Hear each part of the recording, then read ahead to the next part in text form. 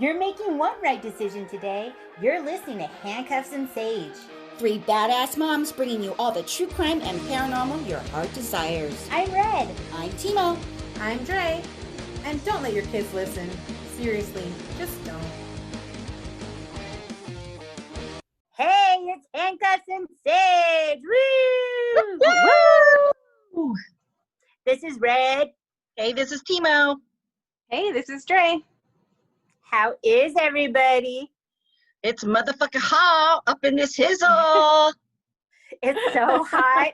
It's so hot. Like, there's no moment of like, you know what I mean? It just keeps going and going. Yeah, Fantastic. I think, what, were we like 111 or something yesterday? Like something totally stupid. Like, what It the doesn't fuck? even make sense, right? I know, right? We got into our car and it said 114. Oh, I got into my car and it said 126. And I'm like, what? Oh, that can't be right. Yeah, but you walk outside and you literally can't take a breath because it just hits you like this, like you're walking into an oven. It's just, it's ridiculous. It is ridiculous. So our family got together on Friday. It's super sad to say goodbye to my daughter. She's going off to college. So our family got together and we did like a little barbecue and we went swimming. It was so nice because we were, drinking our drinks in the pool, and then the hubby barbecued, and then we played a trivia game about my daughter, and that was really funny. Oh. And then she had put together a video. I asked her to do it, of like a little, all about her from when she was born to now, and it was like to this really like amazing music that just made you cry. Like it started and I started bawling, right?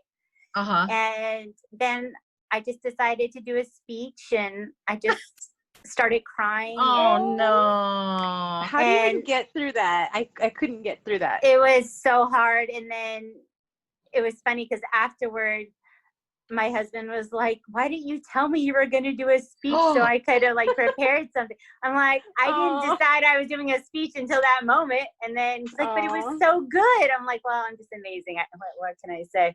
So how is your daughter reacting? Is she getting emotional, or is she just being herself and just being like, yep, whatever?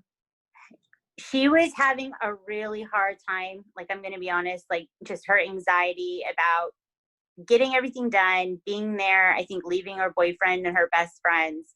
She has two best friends where they're like the three musketeers, right? And they're all very, very close with each other. And one of them wrote a song, and I'm not going to cry, wrote a song about yes you are, about their friendship. Aww.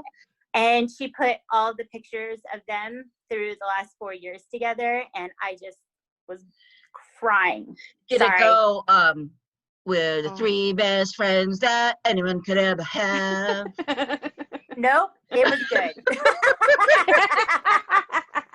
You know what that's from, right? Yeah. Okay, so Miss Amy's daughter is already away to school. So last weekend they had her little going away party. So I saw your daughter there. I saw Stephanie's daughter there. And, it was just a bunch of kids and whatever. So I just stopped by to say hi and whatever. And then I'm like, okay, bye guys. I go and I gave Miss Amy's daughter a hug. And then of course I'm like, oh, I'm not going to see you guys either. So this is the way it went. Miss Amy's daughter gives me a hug, and then Stephanie's daughter does the little heart thing, and she gives me a sweet little face. And then Red, your daughter goes, Oh, she's so rude. I'm like, I'm like, okay, bye, girl. Oh my gosh, I'm sorry. All attitude all the time. Oh, I wanted to mention, because I told her I would. She did start her own little business. We posted about it on Facebook and I think Instagram. Everybody knows that she does the art for our podcast, and she's so creative that she started her own like earring line, and it's called Punk Moon Jewelry. And you should check it out. Check out her website. The earrings are so cute, and it took her forever to make each one. So I know, they're so cool. They're so cool. Yeah. My favorite are the Go ahead. I love how she developed like this idea just from like, you know, having like anxiety and wanting to do something with her time, right? Yes. Like, so that's pretty badass there. Yes, yes. And I love that she does this and then tells us later. That's just like her MO, right? Like, yeah, like it's already done and complete and now you guys can hear about it. Right. She comes into her room. She's like, I started a business. And we're like, what? You know, and so she made this one pair that I love.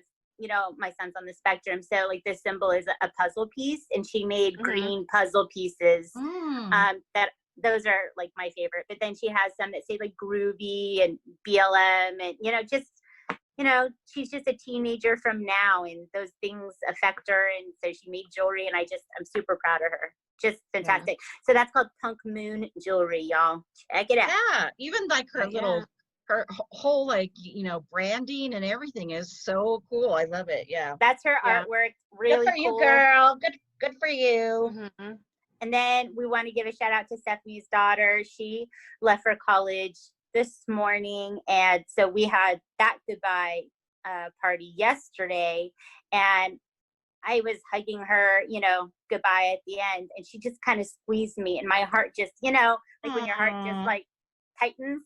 Yeah. You know, she's like a daughter to me, not just a niece. And it's so crazy because it's like an end of an era.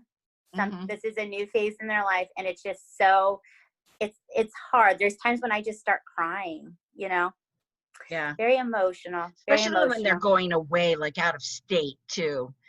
Yes. Yeah. Like I didn't go away to college. I stayed home. So like, but I just, I don't know how. It's hard. They're so far away. Yeah. So we leave on Tuesday to take her to Utah. And after we drop her off, and I probably will hold on to her leg and she'll have to like try to walk away from me or something awkward like that. And then we're going to stop in Zion, the national park on the way home, and we're going to do the Narrows hike. So that's a bucket list thing for me. Cool. So I'm trying to like think the positive with the sadness of the trip, you know. We'll get through it. It'll be fine. So how was your week? Let's talk about that. How was your week, y'all? I went and stood in 105-degree heat for 3 hours so that my son could get his permit. He fucking passed, thank the Lord. Woo! Yay! Oh, but like it was drama, y'all, trying to get to that place. Like this was a third attempt, not his fault. I mean, third attempt, first fault was my fault, and then the second fault was the stupid DMV. But anyways, yeah, it worked, and I was glad. I was almost a Karen because they kicked me out, dude. Like I got to go in with him. You were a Karen. I got to go in with him, and then he was gonna go, and they're like, "No, you need to wait outside." I go, "Do you know how hot it is outside?" He's like, "Yeah." So hot. I didn't cause this pandemic. I'm like, "You what? Fucker." Yeah. Oh my goodness. Ricky's such a teenager. Ricky is the same way. No, He's no, like, not Mom, you know what he told me today? The DMV guy said that to me. Oh, what a Yeah, the DM. No, my son wanted me to be with him. The DMV guy kicked me out. Of course.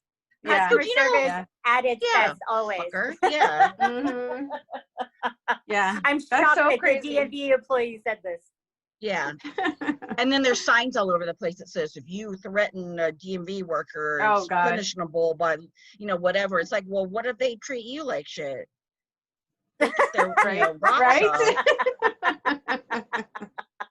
Dre, what happened with your son? What were you saying?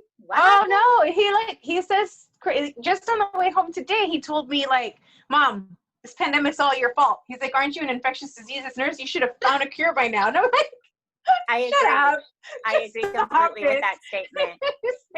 And then like he knows he's being ridiculous, so then I look at him and we just start laughing, and I'm like, shut up.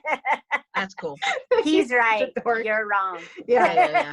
He thinks I love him. I love him. You guys know we love our boys, but like he is like, I know, because whoa. Think a little here. He was driving and he's like making a turn, and I'm like.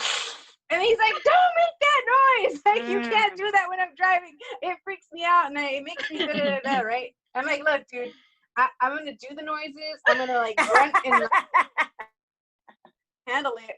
Maybe you shouldn't be driving. You know, I'm like, you have to listen to me. And he was like, no, Mom, I didn't get my permit because I don't know anything. And I'm like, actually, you don't know anything. You don't really, yeah. I always said to my daughter, look, I've been driving for 20 years. How long have you been driving? Check yourself, boo. Right? Yeah. Second day, Yep. give me a break. Mhm. I was like holding on to the side of the car every time I was in the car with her. It was really bad. It was bad for our relationship. No, I don't know how to handle that. No, it's awful. It's the But worst. I've said that exact statement to my son, like for the past 3 years when he's trying to backseat drive on me. I go, I'm sorry, how long have you been driving? Don't tell me how to drive. When you get your license, then you can tell me like, hey, this, that, but not now, dude. No. Not now. All right, are you guys ready? Oh, yeah. Yes. After last week, do we have something a little bit more less? It's a fun one. It's fantastic. a goodie. Yeah. You guys, so I'll share this with everybody, right? And I'm sure everyone's listening to this while they're cleaning the house or driving or cooking or whatever you do, because I'm always listening to a podcast. So Red made a big old mistake, and I put my story together, and I kept thinking, I just already know so much about this story. I love this story. I've probably heard it on other podcasts, or you know what I mean? And then all of a sudden it dawned on me today, you know what? I should probably check and see if I've done this story. Guess what? I did. I have already done this story. That's why I knew so much about it. And it was semi-recent too, right? It wasn't super fuck days. It was handcuffs and sage days, right? Yeah. Red missed it, right. y'all. Okay. Red missed it. All right. All But right. this is kind of I wouldn't say fun, but it's on a lighter note. Okay. Okay. So the story I'm doing today is about Julia Tofana. Julia Tofana. Ooh. Okay. And this is a real fun one. But I think what really ties into this story is there are times that I am very grateful to be a woman living in this day and age. Because when I think about the Renaissance times, I think, what a miserable time to be a woman, right? Yeah. Mm-hmm. You have to wear all the clothes, the corsets. You can't work. You're treated like shit by your men. You have no rights, right? Nothing you say matters. And then period, like dealing with your period during that time. I just think it's just miserable. You know what I mean? Just awful. So this takes place during the Renaissance times. So Julia Tofana was born in 1620 in Palermo, Italy, which just sounds magical. All right. I always have wanted to go to Italy. I think I've told you guys that. Yeah. So this takes place in Italy, you guys. I've been. Let me bow down, kiss your feet. I went backpacking though, so it's kind of a little bit different than like if you go like so on holiday. Cool, man. Yeah. Oh, I love that. I love that. There's not a lot of information about this woman. Okay. Oh, so okay. There are not any like known portraits of her for sure, right? Because you want to look these things up. There isn't a lot. There's some portraits that will come up, but then have later been debunked, like that they weren't actually portraits of her. But she was, people said she was just gorgeous, beautiful woman. And she's actually one of the most successful serial killers that we've never heard of. Oh, wait, I think I know who this is. What? I think I know who this is. So this is a crazy, fun, interesting story, and it really has to deal with the times, okay? This takes place in the 17th century, and it's kind of, you have to get in the mindset of where women were at this time and why this happened, okay? So back then, the way a woman could make money, right, or have any kind of money was what? To be married, right? To be a prostitute. Oh, that's fun. That's a fun one. And then to beg for money. Okay. Oh, good. Okay. So that's how women were able to get by back then. And during those times, arranged marriages is where what was happening, right? It wasn't like you fell in love with someone and you were just going to make it happen. A lot of marriages were arranged at the time, okay? Which led to a lot of women being in very unhappy marriages and having no way out, okay? All right. So Julia Tofana, right? She came up with something called Aqua Tofana. Isn't that fun? Aqua Tofana. Aqua Tofana. Aqua Tofana was made to look like it was used for makeup, right? Something a woman would put on to just look fabulous, right? Back in the day, fun story, there's something called belladonna. Has anyone heard of belladonna? Okay, so belladonna was a berry that was actually used all the time by women, and they would put, drops of it in their eyes. Stay with me here. In their eyes to dilate their eyes so they would look luminous. Ooh, crazy. Right? Now it's poisonous, right? Is it poisonous? Belladonna? No, belladonna isn't. Okay. Right? But what she mixed with it was poisonous. Okay. So when Julia was younger, she became friends, was really interested in apothecaries. So, mixes, different potions for different things, ailments, whatnot, right? So she really got into this and she put her own thing together. And in Aqua Tofana, you could find arsenic, lead, and belladonna. Okay? Oh. Yeah, crazy. So going back to the way it was for women, marriages were forever. Okay? You're not getting a divorce. Divorce is a big no-no, right? So what do you do when you're stuck in a marriage and your husband's shady AF and you have no other options? You kill him. Yeah. Because a widow is still respected, is still then taken care of financially, right? So that was really where it was at back then. Right. Being a widow, right? And you could basically get away with murder back in those days too, so. Oh, well, let's see what happens. So Julia Tofana was the daughter of Tofania di Adamo, okay? And Tofania really taught Julia how to mix and make things. And it's said that this poison recipe might have come from her mother. So maybe she learned it from her. And her mother, Tofania, was actually executed in July 1633. Okay. And what do we know what was really sweeping Europe at the time? Mass witch hunts, right? Anything a woman did, you're a witch. We're going to kill you, right? Yeah. You get your period, you're a witch. Yeah. Okay? Yeah. Okay? You breathe in a funny way, you're a witch. All right? And you couldn't defend yourself either, because if you defended yourself, you were a witch. Right, right. If you screamed or threw a fit or whatever, you were a witch. So. Right. Horrible. It was just a horrible time, again, to be a woman. Okay. So this poison that she might have gotten the recipe from her mother, she might have put it together herself. We're not quite sure on that. Is very interesting. So basically 4 to 6 drops of Aqua Tofana could do the trick. But what she would do is she would say, okay, you need to put like 2 drops, just 2, in like some soup, right? Or some wine, right?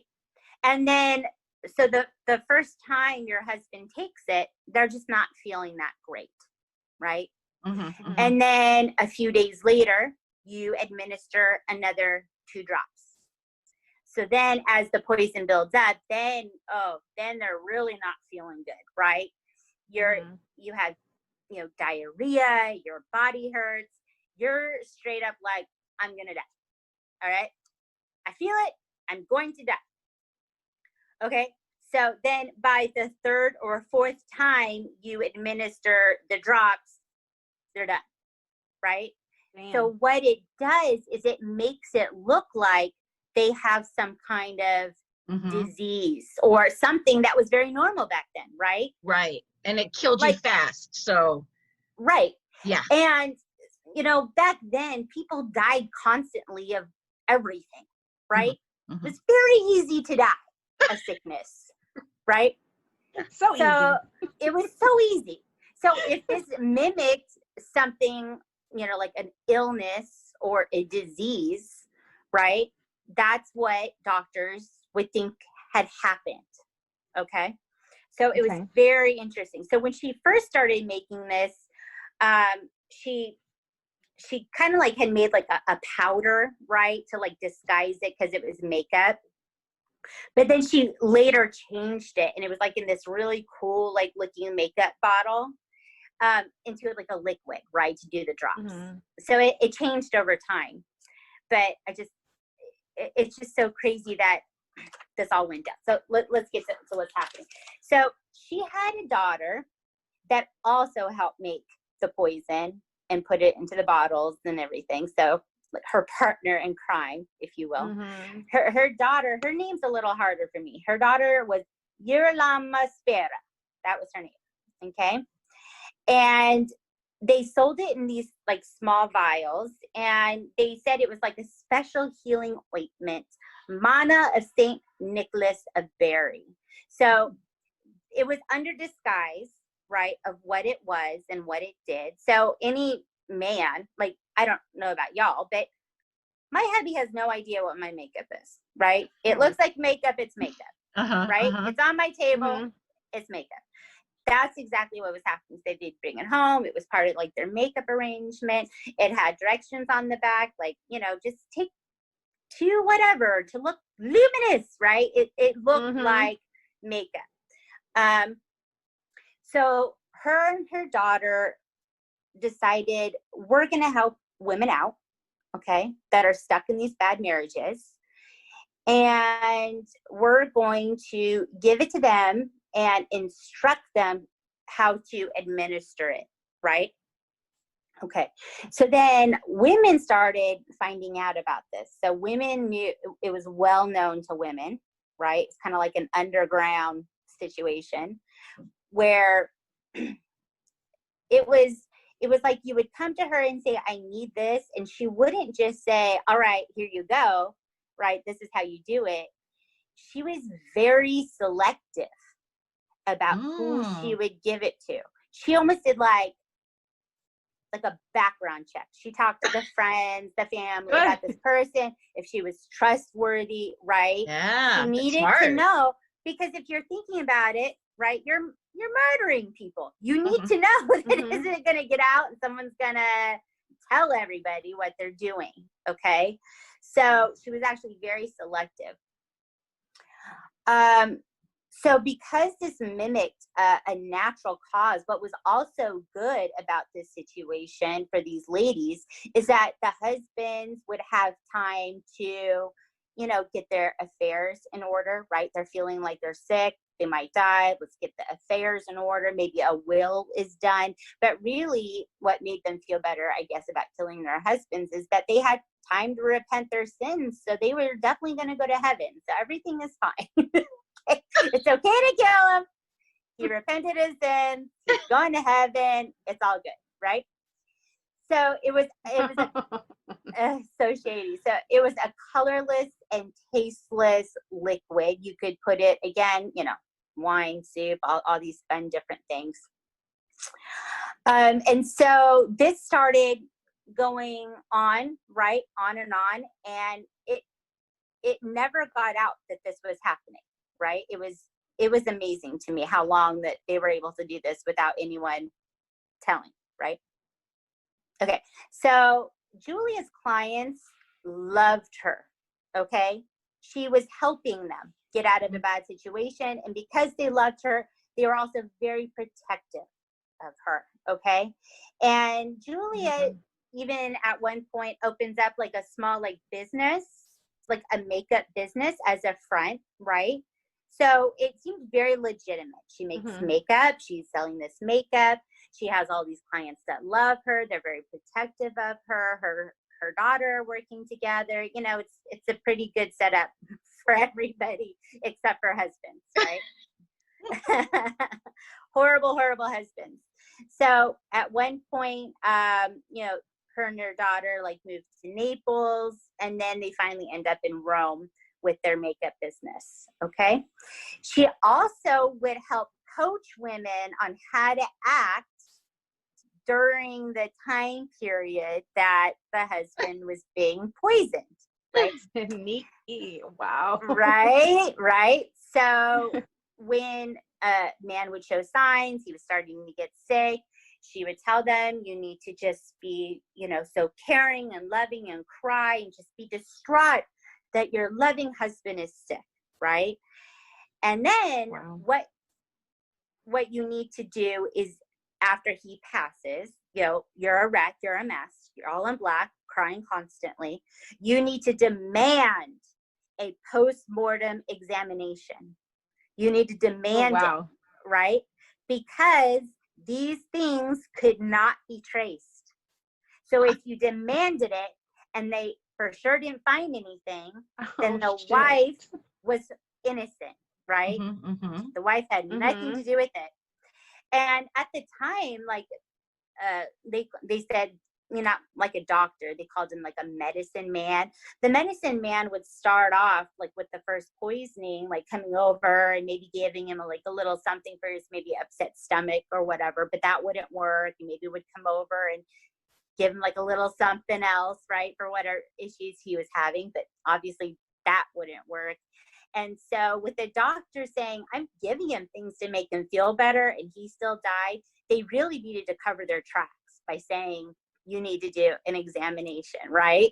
So they had to really follow through with their instructions to cover themselves, and they did, right?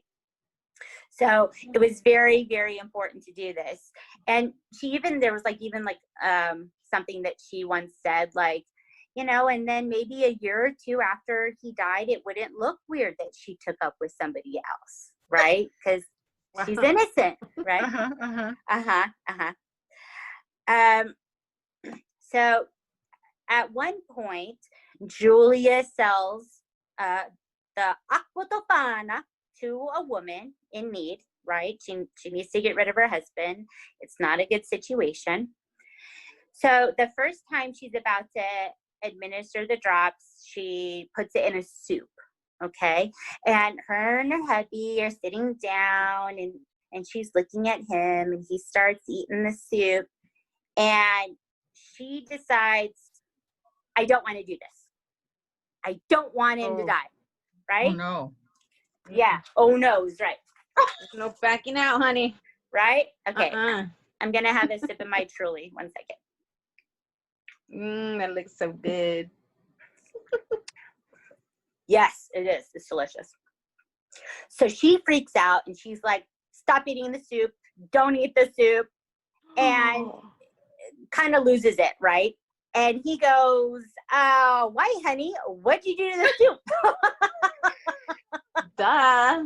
Now, I think if she was a really smart woman, she could have been like, oh, I don't think I cooked the chicken long enough in this soup or something, right? But yeah, that's not what happened. So he starts beating on her and demands what happens, right? And she confesses to putting the poison in the soup, right? So her hubby is super pissed that his wife is trying to kill him. He takes her down to the authorities in Rome, and she is tortured for answers. Tortured, okay? So Julia hears about what's going down at the Popo place in Rome.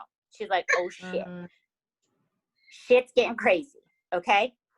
So she packs up all of her stuff, and all the clients and stuff that just like love her, help her get to this church. And she asks the church for sanctuary. Okay. So she's in this church. They've given her sanctuary. She's hiding out there. Okay. But then this crazy rumor starts going around Rome, kind of like things on Facebook happen sometimes. And people are saying that there's a good chance that Julia poisoned the water supply in Rome. She's out of control. She's trying to kill us all.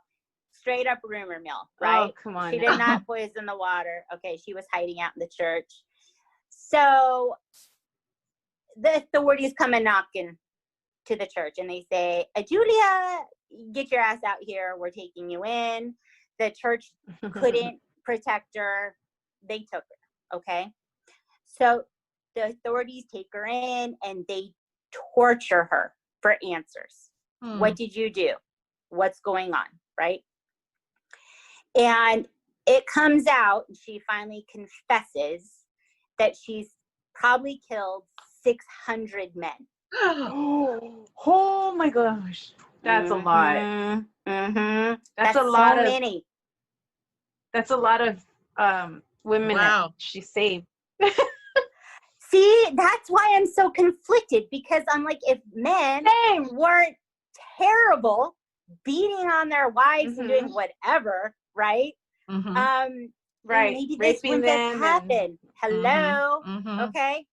I just can't imagine living during this time, being in those circumstances, having no way out, and this is what she was doing. So 600 men between 1633 and 1651. She was so busy.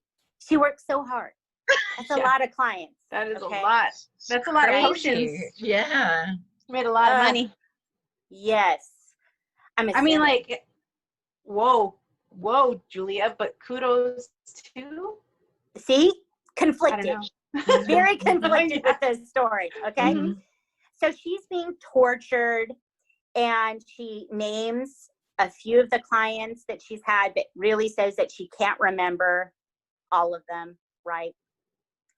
And so Julia and her daughter and 3 of their helpers were executed in this square of town. It was called Campa dei Fiori, okay? And so they were killed.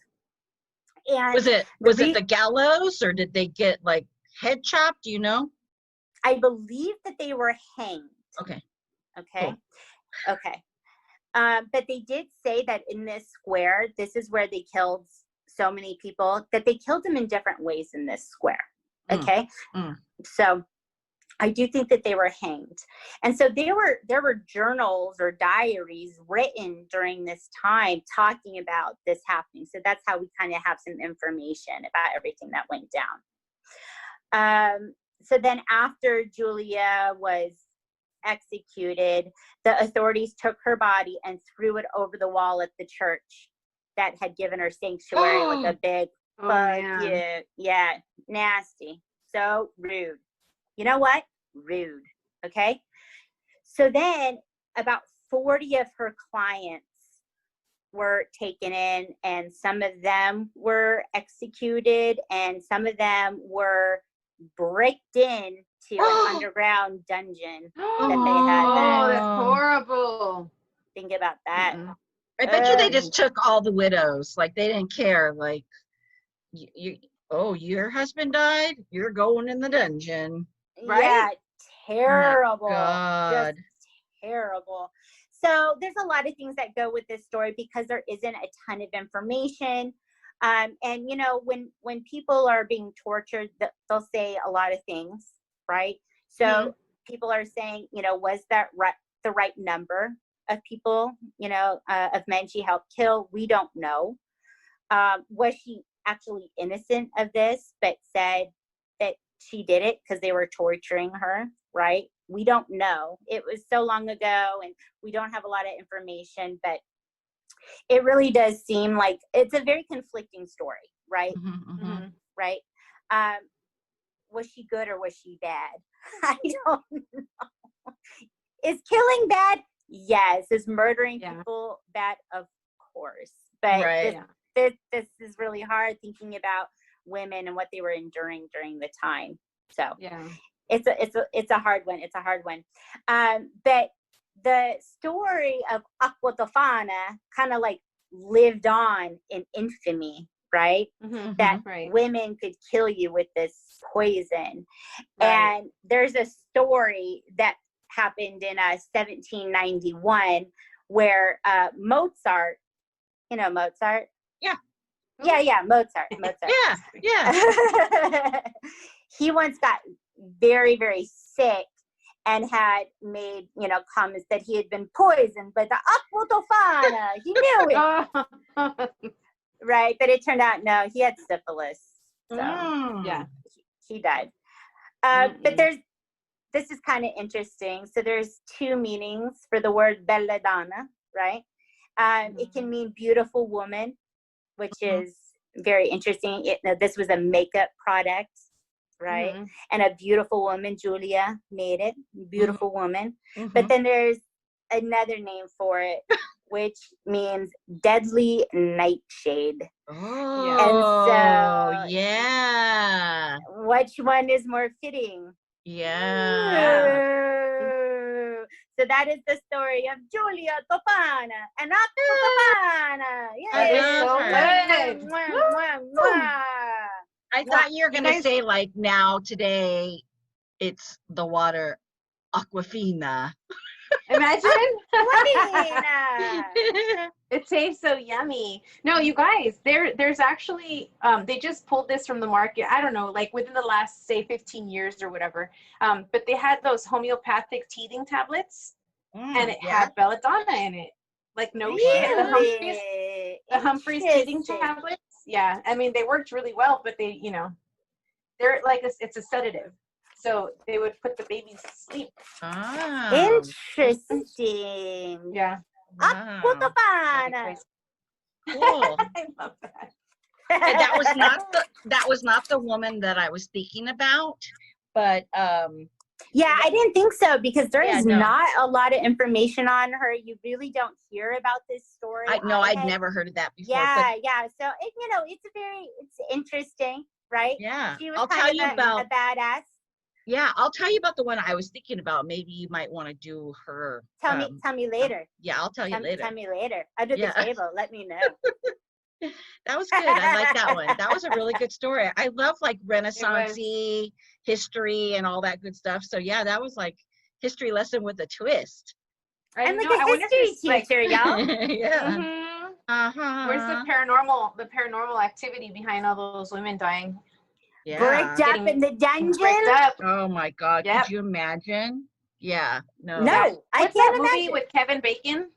There's that movie with Kevin Bacon where they like, oh God, where the like spirit comes to tell him like she's bricked up in the basement or whatever. Yes. Oh, that's a good one. Oh, I love that movie. What was that called? That's gonna drive me crazy. Face it, like echoes, something echoes. Yeah, something with echo. Yeah. Okay. I don't know. It's something echoes. Yeah. No, I can't proceed until we know. Stir of echoes. Stir of echoes. Stir of echoes.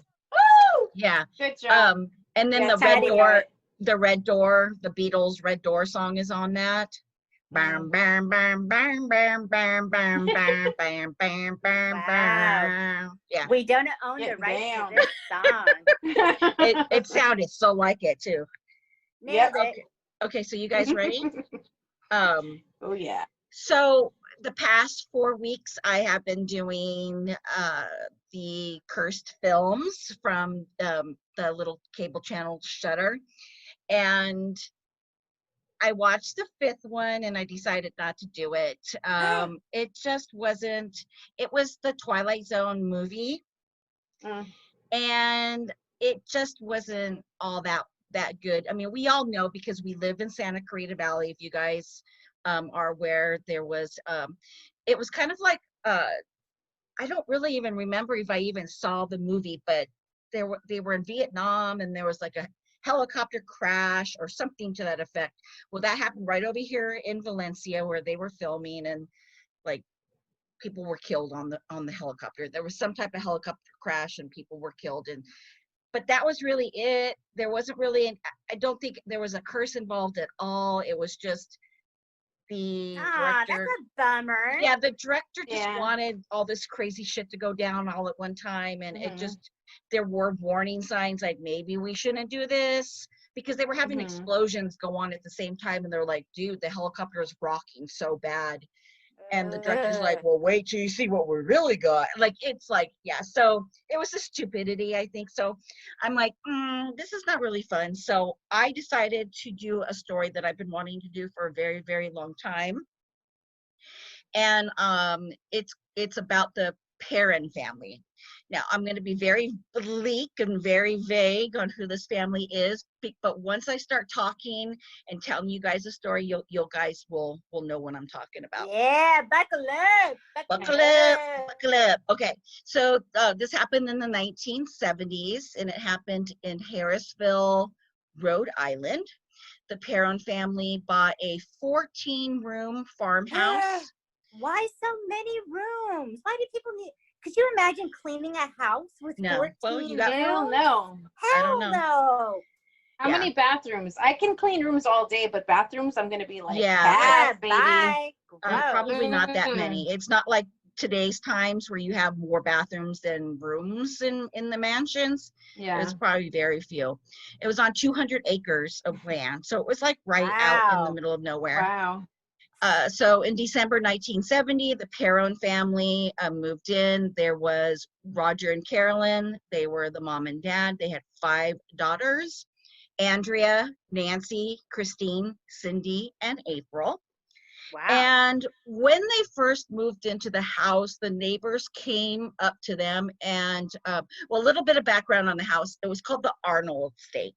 And the reason why it was called the Arnold Estate was because it had been in the Arnold family for 8 generations, all the way back to like the 1600s. So, and many weird things happened through the generations with the Arnold family, and I'll talk about that.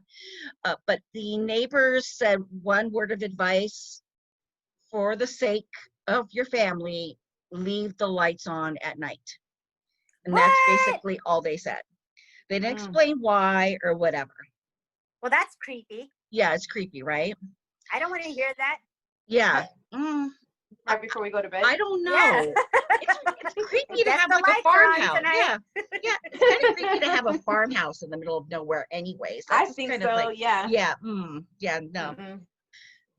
So basically, this house is motherfucking haunted, and little things started to happen here and there. So Carolyn would notice like her broom would go missing every once in a while. She would hear like scraping on her kettle on the stove.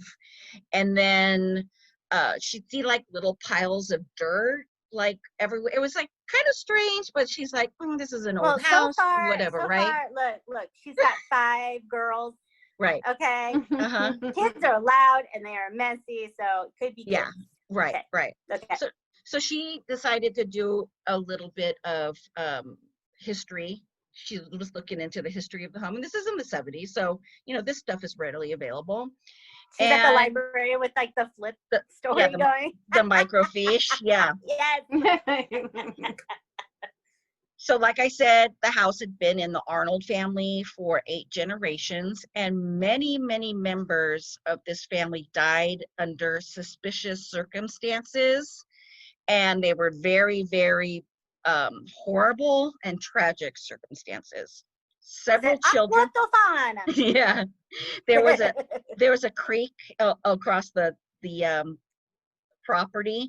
Several of the Arnold family children drowned in the creek. Now, this is over 8 generations. So no. there was a child that was murdered on the property, and a few of them hung themselves in the attic. So this is what she got to go on. She's like, okay, what the fuck's going on here? So Oh, and by the way, I got this, most of this information I got from a website. It's called The Paranormal Scholar. And I love this YouTube channel because I've done quite a few different episodes. I've got information from this. And it's a lady that talks with an English accent. And it's fun. We love it. I like her. My favorite. So most of the time, they really were cool with the spirits and the stuff that was going on. They thought they were friendly. There wasn't anything scary about them. And actually, one of the spirits was that of Mrs. Arnold. And I don't know which generation Mrs. Arnold it was, but she would actually tuck the girls in at night and she would kiss them on the forehead. Oh my gosh, that's creepalicious. Yeah. Dude. And the girls loved it. That. Like they were just like, they did it. Yeah, they were just like, okay, whatever. That's crazy. And then there was another spirit that they loved, and it was Johnny Arnold. And Johnny Arnold, I'm not exactly sure how old he was, but he was one of the Arnold family that hung himself in the attic. And it was around the 18th century. And he would just like watch them play. He would like throw their toys at them, like, you know, in fun ways. And so they loved him, and they nicknamed him Manny. I don't know why they nicknamed him Manny, but that was their nickname for him. And they dug him, so they're like, cool, whatever.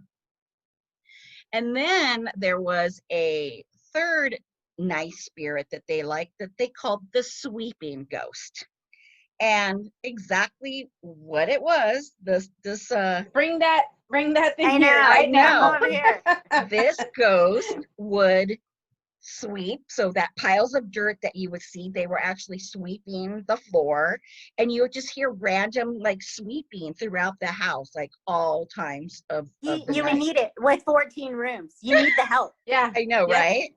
right. So every time they would hear the sweeping and they would go to investigate, it would just be, the broom would be like propped up against the wall with a nice little pile of dirt in the corner. I mean, it was just so bizarre. So crazy. Yes. Yeah.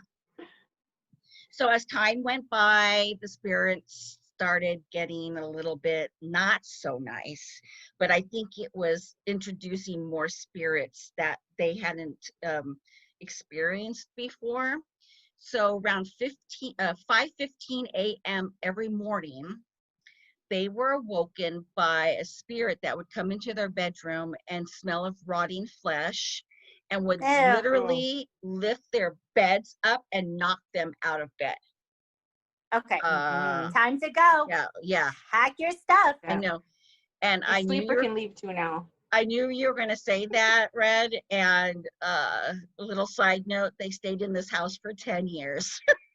What? With all this shit happening. I understand. If you're know, right? seriously freaked out, why do people stay? I don't know. I don't know. But this is just the tip of the iceberg right here. And I don't understand how they stayed in this house for 10 years. Then they were for sure encountering some type of demonic forces in this home.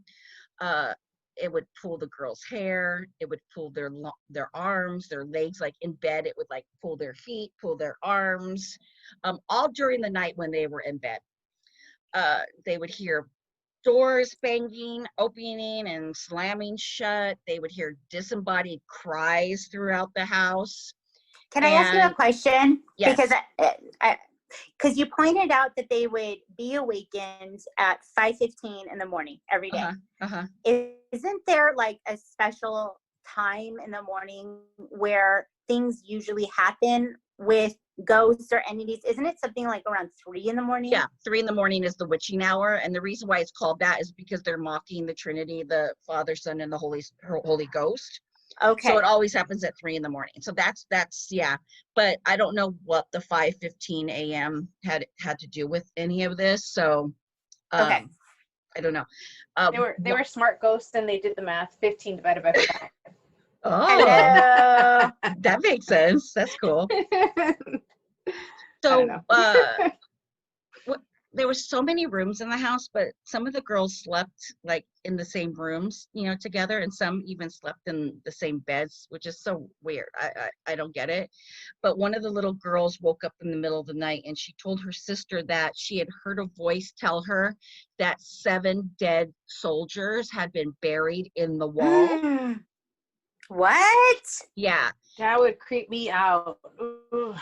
And this house was Creepy. built like 200 years ago. It's like 300 years old now for us today. And I mean, it was like built prior to the signing of the Declaration of Independence. So it went through all the wars, you know, the Civil War and all that. So, but why would soldiers be buried in the walls? You know what I mean? Why would that happen? That's insane. That's crazy. They never did the research. They never like went searching in their walls to find out what that was. But then the worst part of what happened is there was a man spirit, a very, very bad man spirit, who had 5 little girls in the home that he was haunting. Now, Andrea Perron, she basically took the reins. She was the oldest. She basically raised her sisters because the parents really didn't really know what was going on. They didn't really, because it all affected the kids at first. And the kids would go to her before they went to the parents. So she kind of knew what was going on. But to this day, Andrea still will not talk about that part of what happened. I think we could all basically imagine what was happening. That they were being molested by I think they were being molested. Yeah, a male spirit. Yeah, I'm pretty sure that's what was going on. That makes me think it was actually the father. I don't know. You know what I mean? You know what I mean? Like they're blaming it on something else. Yeah, I've heard crazier things. Right? Yeah. There is a story where that it's a haunting, and that ended up being the situation. And yeah, that's I heard one time that this I had heard something about this lady being married to a ghost and that they would have sex. Oh yeah, she's in England, and now she wanted. It was the pirate though too, right? Wasn't he a pirate? Yes. Okay, he's a pirate. But I'm into that. I would do it with a ghost pirate. I'm not ashamed. I just have so many questions about like how a ghost can, you know, like have sex with the human and a live person. Well, in the entity, I did the story, we need to look into this. Yeah, that in the entity. Remember that story I did with that lady? Mm-hmm. Okay. It still freaks me out. That one still freaks me out to this day. What was so that? like,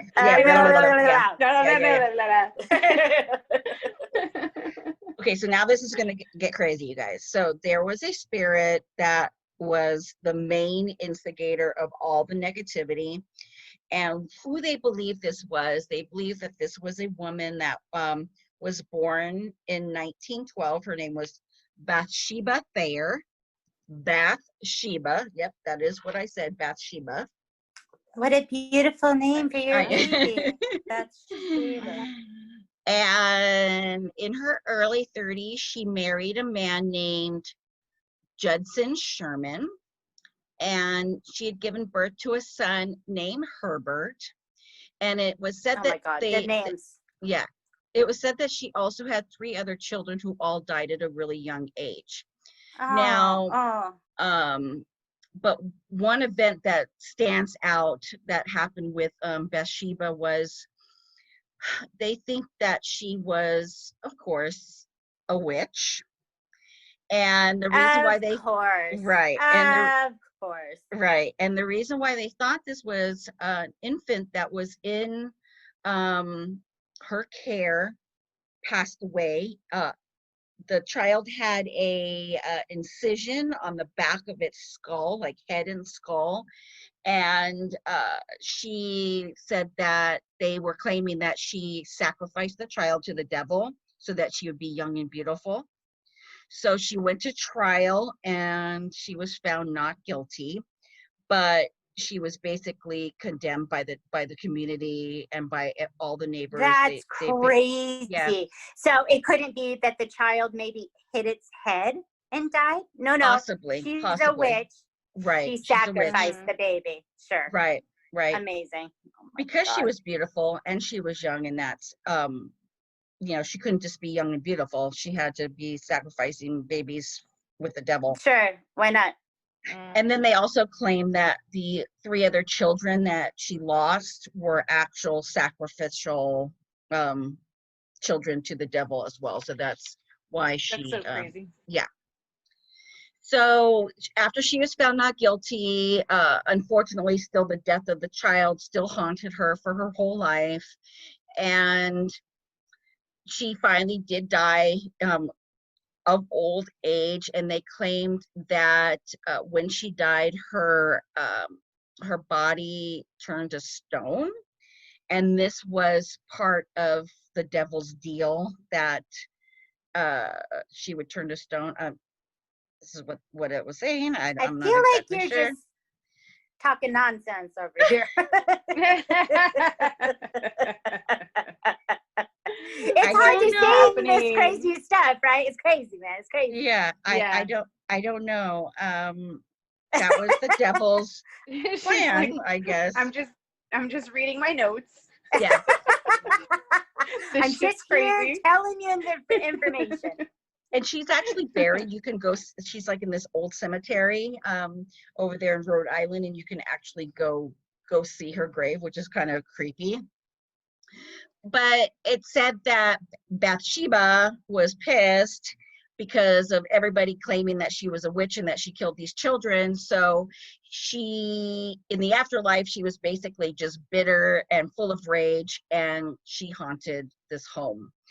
So guess what Bathsheba did? She kind of fell in love with Roger Perron. And she would do these little things here and there that would make him be like, what's going on? So she would give him soft caresses, and she would make sexual advances to him. And he kept this a secret for many, many, many years because he didn't want to believe that this was actually happening. And then she was pissed off because he was married to Carolyn, so she was going to get rid of Carolyn. So she started doing some crazy, obnoxious shit to poor Carolyn. So let's see. The first thing that she did to Carolyn was that she would physically hurt her, and she would mentally torment her. She would just hide things at first, like hide things of hers to make her think that she was going crazy. And then she would basically physically harm her, where she said one time she was laying on the couch on her stomach and she was reading a book, and she was impaled by, I think it was a knitting needle in her cuff. Like just all kinds of, like just weird, crazy. How does that transpire? Right. So does she just feel the pain, but there's no blood, there's no like puncture, but she feels it? Right. No, I think it was actual, I think she had like knitting needles there. And like I a think real? Yeah. Oh. And she stayed in the home. Yeah, for like another 10 years. For 10 years. Mm-hmm. You guys, have you guys seen that meme? I think maybe we've even done this meme where it's like the white family. They're like the white family at the haunted house, and they're all moving in, all happy. No problems. We don't care. Yeah. Okay, That's so how you live. They're like, okay, fuck this shit. We need to figure out what's going on. So have you guys heard? Yeah. Have you guys heard of Ed and Lorraine Warren before?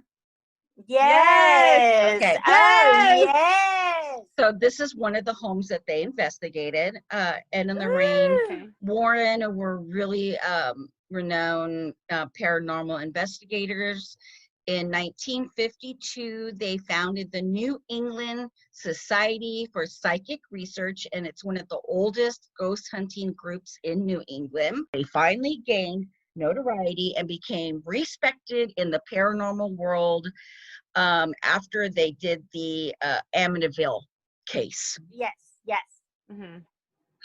They claim to have done over 10,000 investigations, And besides the Amityville case, the other most famous investigation that they did was about Carmen Snedeker, and they did her story. It was a movie called The Haunting in Connecticut. That was a good one. So they did her story. I'll do that story later on too, because that's a really good story as well. That's a really good one, yeah. But they are also said to have, in their home, they had a locked room. It was kind of like a museum for haunted objects. And whenever they go into these, investigations, they bring home whatever was manifesting an evil spirit, whatever. And they have the real Annabelle doll in this museum. Oh, wow. Yes. Yes. Well, Ed died in 2006, but Lorraine kept on doing her investigations. She recently died on April 18th, 2019, so less than a year ago. No, wow. Little over a year ago she died. Little over a year. Yeah. And there is another paranormal investigator. His name is Jack Zathis, and I believe he is Lorraine's nephew. And he actually also has a museum for haunted objects. So I think what he did was he took all of their objects once Lorraine passed away, and he combined them. So now he has all the collection, which would be like, oh my God, like, yeah, like, Scariest yeah, place no. in the whole world, right? Yeah. So, all right, so can we pause really fast? Yeah. Speaking of Annabelle, I'd seen memes like throughout the week, but I haven't researched it at all. What did you hear about Annabelle getting lost? Did you hear about that this week? No. Okay, to be continued. Ooh. I haven't All right. researched it. I just saw memes about it. Like, what do you mean Annabelle is lost? What are you talking about? Dude, yeah, that's scary. Yeah. Okay. Annabelle I'll look that was up. like, bye 2020. She said, yeah, like, you left. Peace out, bitches. She's like, this is crazy. Yeah. I can't even handle this shit. I can't handle it. Forget it. Oh God, that's spooky. Okay. So now we're gonna go back. They called Lorraine and Ed in, and as soon as Lorraine walked into the farmhouse, she immediately sensed the dark spirit, and she just came out with, her name is Bathsheba. Now, that is a strange name to begin with, so it's like, what? Like, you just come out of like Bathsheba. And she pointed out that she saw on the back of Carolyn's leg, she saw that like circular cut that was caused by the knitting needle. And she said that she did that. Bathsheba did that to you. Oh. So now they're like, oh, fuck, what's going on? So they decided that they were going to do a seance. Yeah, that's what you want to do, right? Well, they said they couldn't do an exorcism because the Perron family wasn't religious. So the best next thing, I guess, was to do a seance. So they were all sitting around doing the seance, and I guess they told the kids to go upstairs, all the daughters to go upstairs, right? But they're like, fuck this. So they're all like sneaking down, and they're all sitting there and they're watching what's going on. And Andrea said that her mom started talking with a weird voice, like a voice that she had never heard her speak to before. And her head would like bob back and forth. And then she was thrown. Actually, the chair was lifted and then thrown like 20 feet across the room with her in the chair. And like Andrea's like, fuck this, like, peace out, right? So the Warrens were like, yeah, this is really bad. And they actually like left. They were like, we don't know if we can actually help you or not. So they were like, oh shit, like what the fuck's going on? Well, even after that happened, they were like, they still decided to stay there and live with them. I don't understand why that they would do that. So, like I said, Lorraine died in April of 2019, and she said that was one of the most traumatizing events that she had ever witnessed in her whole life. And she 10,000 investigations, and that was one. Yeah. And she did say, so this is a quote from her. She said, the things that went on there were just so incredibly frightening. It still affects me to talk about it today. And for years after the Warrens came, the Perron family lived beside these spirits and then finally left in 1980. So, That's like, crazy. yeah. So the house was then bought by a lady named Norma Sutcliffe. And when she moved in, basically she claimed that there was nothing going on. She had nothing, and she was pissed. Mhm. So they decided, I bought this house. I want to right, have ghost sex. right. Not So happening. you guys heard of The Conjuring? The movie The Conjuring? Mhm. That movie was made about the Mhm. Perron family. So this whole situation, they made The Conjuring. This is the first one, which I think is the Okay. most scariest one about. It's so scary. And so that movie was released in 2013. Well, once that movie was released, Norma's home became like, Grand Central Station. Like she had to put signs up and people just would Oh, ignore wow. it. And she was basically pissed. Like she's like, so she went out and she made this huge statement, this house is not haunted, this and that. But I think she was doing it really to kind of stop these people from coming. I just can't imagine something being so crazily haunted for one family and then another Right. person moves in and it's totally not. So I totally don't kind of believe Norma 110%, but okay, Norma, whatever you say, girl. Maybe it was She's because she wasn't family. Yeah, Maybe that was the maybe, connection. yeah, maybe. So a lot of people did, a lot of TV shows went and did investigations in this home. In 2005, Ghost Hunters did it. This was, the old school Ghost Hunters, like, I would watch that yeah. all the time. Oh yeah, All yeah. the time. They didn't really find much. They found a lot of cold spots, and they did they did see a door opening, closing. I think it was the pantry door, which surprised Norma. Norma was like, oh, I don't know why you're getting this stuff. Like, I don't understand, whatever. And in just this past Halloween, 2019, Ghost Adventures did a 2-hour Halloween special, and they actually went and investigated the Perron farmhouse with Andrea. She was there with them for wow. for That's half cool. of the time.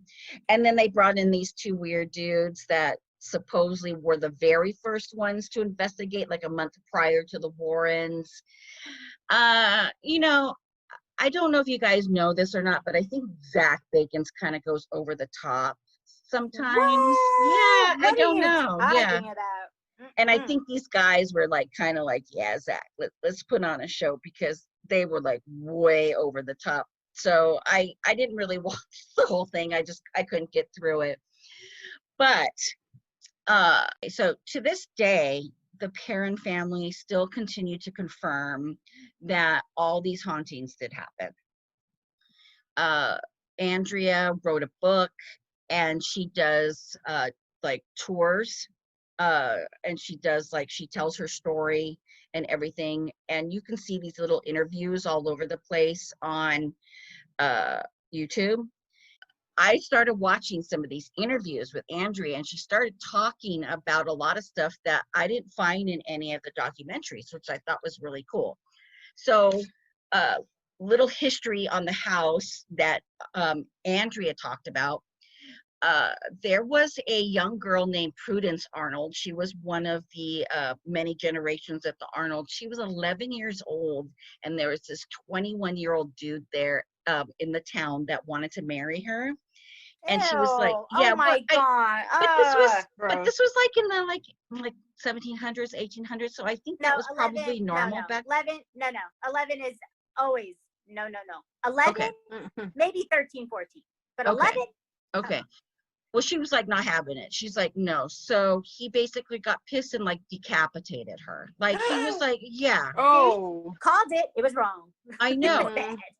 and he like threw her in like the pantry. So like that's the door that opens and closes all the time by itself. Yeah. Oh, So Yeah. that's scary. awful. So Andrea said that they would hear doors slamming and closing all the time. Their animals would freak out all the time. And they were in denial for a really long time. They were like, no. And even her parents were like totally in denial. The pantry door was one of the doors that would open and close. And April was the youngest. All the girls would go to school. April stayed at home with her mom. She said that she was sitting on the floor watching Sesame Street, and she looked over and she saw the pantry door open, and she said, "Mama, Mama," and she was pointing to the door, and she said something really bad happened in there. Oh, And God. Oh man. that's where Prudence was put, like, la la la. Yeah.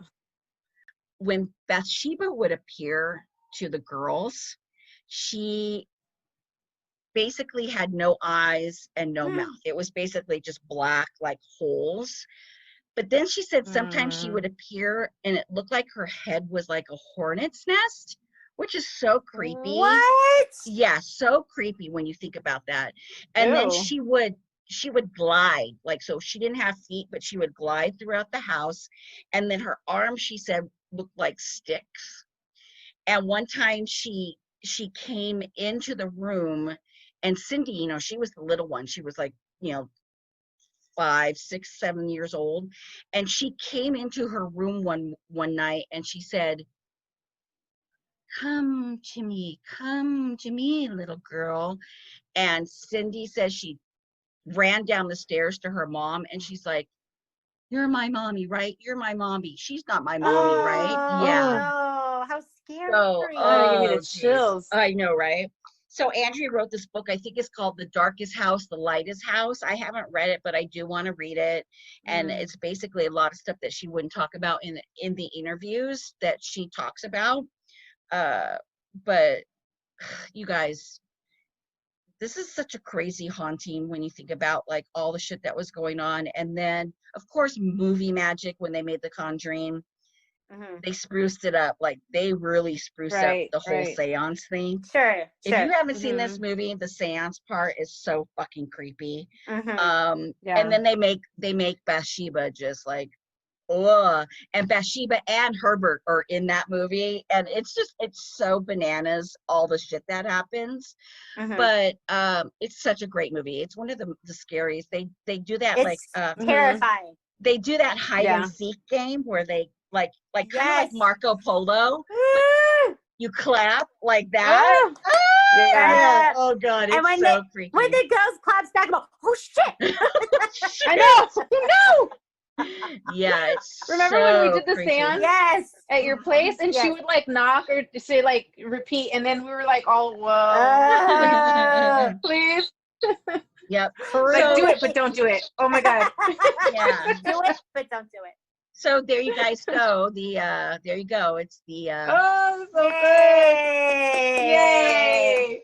Perron Family Hauntings. Yeah. I knew I recognized that name. I knew I recognized it. You know, my stepdaughter, every time we think of like Annabelle or The Conjuring or any of those movies, like I can guarantee that we will watch those together. But I'm sad to say that she didn't come this summer because of stupid coronavirus. So bummer. Yeah. She was like my scary movie buff, you know. She would watch them all. We would go to the movie theater together and watch them. Because nobody else in this house likes scary stuff. So it's just the two of us. I'm the only one that wants to do a scary movie. I like it. Yeah. I like it. I just want somebody next to me. That's all. Yeah. The hubby is not a fan. I'll sit all by myself in the dark. I'll sit by myself in the dark and watch it all by myself. I'm good. I'll start hearing things. It's not gonna happen. Oh, I hear stuff like in my room behind me when I'm telling these stories, and that kind of freaks me out because I have to sleep here when we're done. So yeah, it's kind of yeah. And then we typically record at night, so it's even worse. Yeah, like I know. So yeah, so on these nights, The Conjuring in the bed with me. So the Conjuring, the whole Conjuring film thing, there's so many different stories that go along. So there's like the Annabelle story, and it's such a, and then there's the nun, that scary movie called The Nun. That's all part of the whole, thing. Right. So yeah. So, but basically this is real life. This is what happened. It's a true story. So yeah. I love it. Crazy. All right. It's All right. Is it time? badass story of the Story week. of the week. Boop, boop, boop. Oh man. Wow. So I have like a really beautiful story, guys, but it's also very sad. But Oh, why? I'm sorry. Why? I'm sorry. I was so touched by this. So I've come to the point where like I stopped listening to podcasts on the way to work because I can't wrap my head around which one I want to listen to. Yeah, it's crazy. So I've been I've been listening to NPR like every morning. Oh, yes. And they have this thing where they have something called StoryCorps, and then they will tell a story about someone, and so like those are always very touching. Well, this story really really touched my heart so much, and it's very sad, but also what a badass I'm about to tell you guys about. I am telling you guys the story of physician Jose Gabriel Lopez Plasencia, or Dr. Lopez for short. Unfortunately, he passed away at the ripe old age of 99 years old. Oh my goodness. And jeez. In his lifetime, yeah, he actually did pass away with from complications due to coronavirus. So I think if it wasn't for it, can you imagine 99? He would have lived for how much longer? Like, geez, this man was like, he was built from the good stuff, right? Yeah. So damn. Really, really want to bring light to his life and his story, because not only was he 99, but he actually was a doctor in Phoenix, and he was a doctor for 60 years. What? That's crazy. 60 years. So that's a long time for somebody to be a doctor. We think about like when you start working at like 20, 30, you work for like 40 maybe years, maybe max, right? 60 years as a doctor. And he actually retired when he was 89. What? When 89 years old. So yeah, when he retired, he has been quoted as saying something that I feel like this has stuck with me, because I think it's something really important. It says, it's not how old you are, it's how long you have been living. Interesting. So really sit and think about that one, right? He had a receptionist that he worked with back in the 60s. She is 83 years old, Miss Olivia Murrieta, and she says that he never once asked her, how many more patients do I have to see? She never, ever heard him complain. People never made appointments. They would just walk in and they would see him, and he would have a line of people and never wonder when it was time for him to go home. Wow. Very sweet. There was older generations remember him.